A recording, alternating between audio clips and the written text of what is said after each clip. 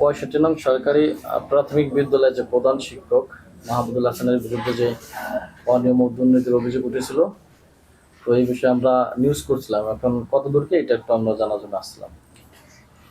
আমি অনলাইন পত্রিকার মাধ্যমে জেনেছি যে মাহমুদুল ইসলাম প্রধান শিক্ষক চরবাসিরা সরকারি প্রাথমিক বিদ্যালয়ের বিরুদ্ধে মাটি ভরাট সংক্রান্ত একটা অভিযোগ আমাদের দৃষ্টিগোচরে হয়। আমার দৃষ্টিগোচরে আসার পরেই আমি অত্র দপ্তরের দুজন কর্মকর্তার সমন্বয়ে একটা তদন্ত টিম গঠন করে তদন্ত করার জন্য আমি নির্দেশ দিয়েছি।